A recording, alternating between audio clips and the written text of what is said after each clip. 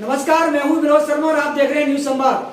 आज मैं indoor city की एक ऐसे कोचिंग सेंटर में हूं जो निःशुल्क रूप से छात्राओं को एक अवसर बनाने की जिसने ठानी है।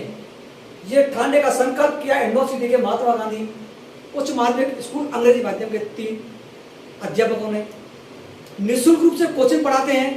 पहले अपने स्कूल में छात्राओं को अध्ययन कराने के बाद एक जगह एक स्थान पर निःशुल्क रूप से उनको पढ़ाया जाता है। सरकारी स्कूल के टीचर का नाम जैसे आता है तो मन में एक जहन सा सवाल आता है कि ये शायद आलसी होगा, लेकिन इन 3 टीचरों ने इसको बदल के रख दिया है। शिक्षक दिवस पर ये विशेष स्टोरी आप न्यूज संवाद के साथ देखें। और इसमें बड़ी बात एक ये भी है कि जिस पे स्थान पर कोचिंग पढ़ाई जाती है उस मकान मालिक ने उसको निःशुल्क रूप से भवन दिया हुआ है। मेरे साथ हैं संतोष कुमार बेनीवाल। संतोष जी बेनीवाल टीचर हैं और इनके पापा यदि मेरे साथ दर्शन जुड़ रहे हैं उप निदेशक रहे वीर सिंह बेनीवाल। आपका नाम अरुण कुमार गुप्ता और दीपांशु भारद्वाज। मैं उन छात्राओं से ही आपकी मुलाकात कराऊंगा जो निःशुल्क से कोचिंग इसमें ले रही हैं। संतोष जी, मैं आपसे सबसे पहले जानना चाहता हूँ आपके मन में एक प्रश्न कहाँ से आया कि हमको ये शुरुआत करनी चाहिए, क्यों आप लोगों ने ऐसा किया?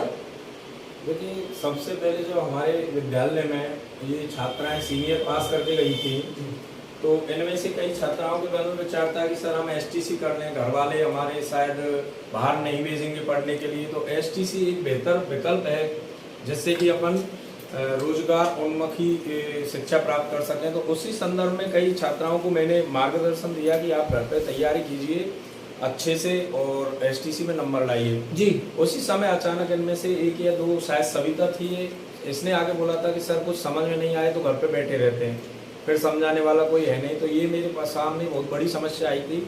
इसको मैंने अरुण जी से शेयर किया। मैंने अरुण जी, यार ऐसी बात है, अगर उनकी समझ में नहीं आए तो उनको कोई तो विकल्प होना चाहिए। तो अरुण जी के मन में ये आया कि हम ऐसा करते हैं कि विद्यालय में हम छात्राओं को बुला लेते हैं और जो भी हमसे बन पाएगा वो हम करेंगे जी। उसके बाद में दीपांशु जी वहाँ बैठे हुए थे, तो इन्होंने सुना कि आप क्या बात कर रहे हो। मैं इस तरह से उनको मार्गदर्शन देने की बातें कर रहे हैं। तो दीपांशु जी ने कहा कि एक व्यवस्थित रूप से और हम इनको पढ़ाना चालू करें। हमने हमारे प्रिंसिपल सर से पूछा, उन्होंने कहा कि बिल्कुल ये बहुत अच्छा सराहनीय कार्य रहेगा अगर आप ऐसा करते हो तो शुरू में हमने ये विद्यालय में 4 दिन पढ़ाए थे। उसके बाद ग्रीष्म अवकाश चालू हो गया, तो मैं लास्ट में पढ़ा रहा था। लास्ट डे जब ग्रीष्म अवकाश से पहले का दिन था तो मेरे दिमाग में ये चल रहा था कि कल कहाँ पढ़ाऊंगा जी। उसी समय हमारे बड़े भाई साहब हैं जो गिरीश मोहन जी गोस्वामी जी, इनसे मेरी बात हुई। इन्होंने कहा कि आपको रूम नहीं मिला है। मैंने नहीं मिला है सर। इन्होंने कहा आप मेरे यहाँ पर निःशुल्क जितनी भी छात्र, तब से आपकी निःशुल्क कोचिंग इस स्थान पर शुरू हुई। अरुण जी, आप क्या पढ़ाते हैं यहाँ पर, ये कैसे आपको बताएं थोड़ा? हाँ, मेरी संतोष जी से बात हुई थी तो संतोष जी ने मेरे से बोला था कि इंग्लिश तो मैं पढ़ा दूंगा, लेकिन रीजनिंग की मेरे सामने समस्या आ रही है। तो मैंने रीजनिंग पढ़ाने के लिए इनसे यस बोल दिया और तभी से मैं रीजनिंग यहाँ इनको रीजनिंग की सेवाएं दे रहा हूँ। आपको ऐसे लगता है कि सरकारी स्कूल के टीचर तो जल्दी निकल जाते हैं स्कूल से, ये बदलाव आप लोग युवा कैसे कर रहे हैं? मैं आपकी स्टोरी जो कर रहा हूँ वो इसी मकसद से मैं करने आया हूँ। ये बदलाव हो रहा है, बदलाव कैसे हो रहा है? हमें तो कभी आज तक ऐसा नहीं लगा कि सरकारी टीचर ऐसा करते हैं। हमने तो बच्चों के हित में, जैसे विद्यालय में हम एक्स्ट्रा क्लास लेते हैं। शुरू से जिस दिन से मेरी पोस्टिंग हुई है, मैंने तो 2016 की मेरी पोस्टिंग है जी। मैं पहले जब सर्दियों में स्कूल रहता था 9:30 या 10 से रहता था, तो मैं 8 बजे वहाँ सब पहुँच जाता था। घड़ी मेरी पोस्टिंग थी, तब भी मैं एक्स्ट्रा क्लास लेता था 8 से 10 और आज भी यहाँ भी एक्स्ट्रा क्लास लेता हूँ। देखिए, बड़ी बात है, टीचर अरुण जी लगातार कह रहे हैं एक्स्ट्रा क्लास लेते हैं। आप दीपांशु ये एडजस्ट कैसे कर पाते हैं? आप एक्स्ट्रा क्लास लेते हैं, क्या कारण है? मन में धारणा क्यों बनी कि हमको कुछ नया करना चाहिए? 10 साल हो गए इस काम को करते करते, जब से मैं गवर्नमेंट जॉब में आया हूँ। लेकिन हमने भी संघर्ष किया उस समय पढ़ने के लिए। तो हम इस तरीके के बच्चों को हम देख सकते हैं कि वो भी इस समय संघर्ष में जीवन जी रहे हैं।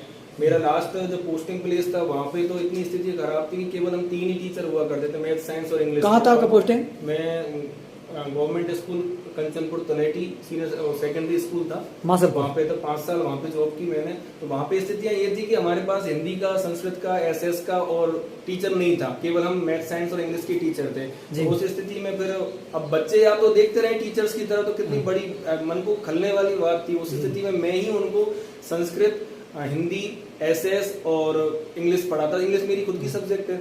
तो काफ़ी दिनों तक मतलब 2-3 साल तक लगभग ये क्रम चला। उसके बाद में फिर पोस्टिंग हो गए थे वहाँ पे नए, तो लेकिन उस समय बच्चे निकलते थे, वहाँ के लोगों का इतना ही बस वो ये था कि सर हमारे बच्चे बस पढ़ते रहें, क्योंकि वहाँ पे बड़ा बैकवर्ड एरिया है पूरा। हाँ, वहाँ उसके बाद में मुझे पहली बार कोई ऐसा मंच मिला महात्मा गांधी स्कूल के रूप में कि जहाँ पे मैं अपना पूरा 100% दे पाऊँ। ऐसी सिचुएशन में फिर यहाँ आके बच्चियों के साथ में काफ़ी कुछ बातें हुई इस चक्कर में, और संतोष जी सर ने ये मुहिम शुरू की।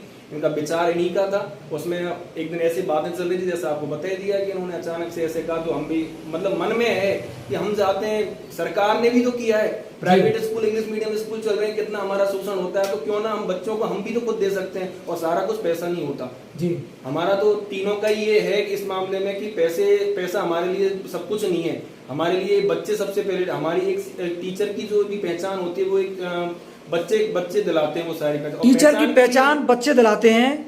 आपने अलग हटका ये जो प्रयोग किया कि बच्चों को कोचिंग पढ़ाने से सफलता क्या मिली आपको? सफलता इस बैच के लिए तो हमारी सफलता, अब जो आगे एग्जाम होने वाली है BSTC, हमने छोटे लेवल पे शुरू किया क्योंकि हमारे पास जगह भी नहीं थी, संसाधनों का अभाव है। इससे पहले भी हम यहाँ पे इंडोर में कई बार निःशुल्क कोचिंग करा चुके हैं, और इवन मेरे घर पे भी 2 बच्चियां लगातार सेकंड ग्रेड के लिए तैयारी करने आई थी, उन्होंने थर्ड ग्रेड की रीट की तैयारी की और वो भी क्लियर भी कर ली। अब तक कई सारे बच्चे हमारे सेलेक्ट भी हो चुके हैं। बस ये एक खुशी होती है हमारे अल्टीमेटली कि हम इसी खुशी के लिए जीते हैं। बस पैसा गवर्नमेंट देती है, हम काम करते हैं स्कूल में, पैसा सरकार देती है। जो तीनों टीचर आपके खड़े हुए हैं शिक्षक दिवस के उपलक्ष्य में इनका विशेष इंटरव्यू में, संतोष जी मेरा प्रश्न आपसे ये है कि इसकी शुरुआत कहाँ से होती है कि आपको निःशुल्क कोचिंग पढ़ाना है?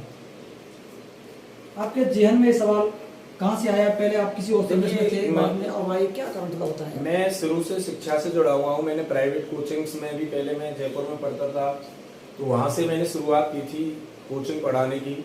उसके बाद मुझे मेरी LIC में जॉब लगी थी, तो वहाँ पर मैंने देखा कि एक व्यक्ति 10-10 रुपये गिन करके और 100 रुपये दिए हैं। उसके बाद मेरा मन से निकल गया कि मुझे वहाँ से निकलना है, वहाँ से निकलने के बाद में और टीचर बनना है। टीचर बन करके और जो इस तरह के गरीब लोग हैं उनके बच्चों को इस काबिल बनाए, क्योंकि एक अगर टीचर या सरकारी नौकरी में एक भी मेरा स्टूडेंट लगता है तो उसके माता पिता के लिए, उसके लिए और उसके बच्चों के लिए, 3 पीढ़ियों के लिए बड़ी खुशी की बात होती है और आराम से जीवन निकलता है।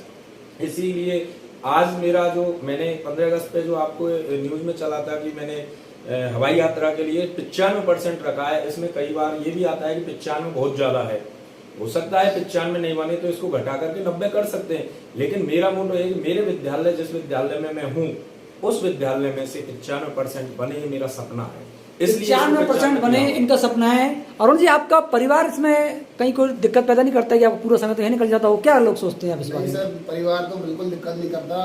थोड़ा प्रॉब्लम ये आती है कि मेरी जो मैडम है उसकी पोस्टिंग जयपुर है जी, और मेरी छोटी बच्ची है 4 साल की, मैं उसको अपनी बुआ जी के पास रख के आता हूँ। अभी जैसे वो स्कूल गई हुई है, सुबह 7 बजे तो मैं स्कूल छोड़ देता हूँ उसको, और 12 बजे उसकी छुट्टी हो जाती है। वो बच्ची बुआ जी के पास रहती है तब तक। बेटी आपके पास ही रहती है? मैडम मेरे पास रहती है बेटी।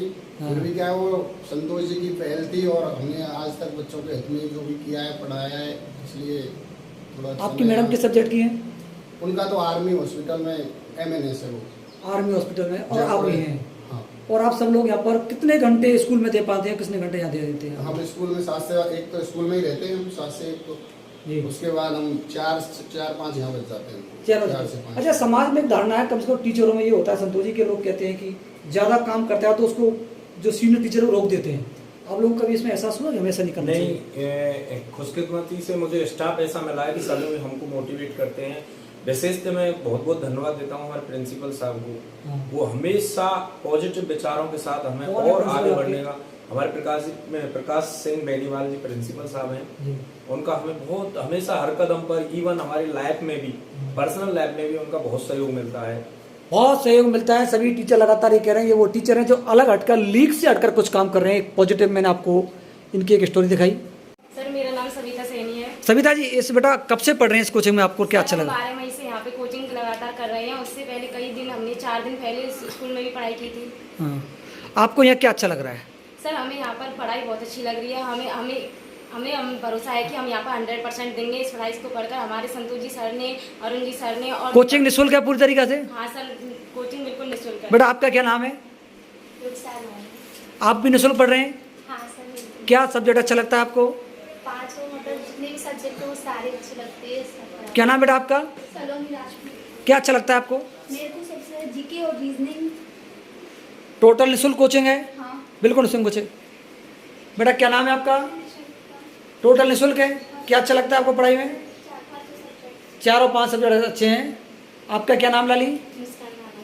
क्या लगता है आपको अच्छा है? सारे सब्जेक्ट। सारे किसकी तैयारी क्या बनना चाहते हो आप? टीचर बनना चाहती क्या नाम है आपका? हूँ। आसमी मैडम। क्या लगता है आपको? और सब्जेक्ट अच्छे लगते हैं। शाखा के बाद में सिसोदिया शाखा मैंने आपको बताया कि राहब जो था वो कहाँ बसा? सिसोदिया गाँव वही है उदयपुर में। अब उदयपुर में उसी का वंशज एक है यहाँ पे लक्ष्मण देव के साथ शहीद हो जाता है, वीरगति को प्राप्त होता है। कहाँ पे? अपन पहले भी इस पर डिस्कस कर चुके हैं। जो एक पासा दिया गया हो, सिंगल पासा, अकेला पासा दिया गया और उस पर कुछ अंक लिखे हैं, जैसे 4 लिखा है, लेफ्ट साइड में 1 लिखा है, राइट साइड में 2 लिखा है।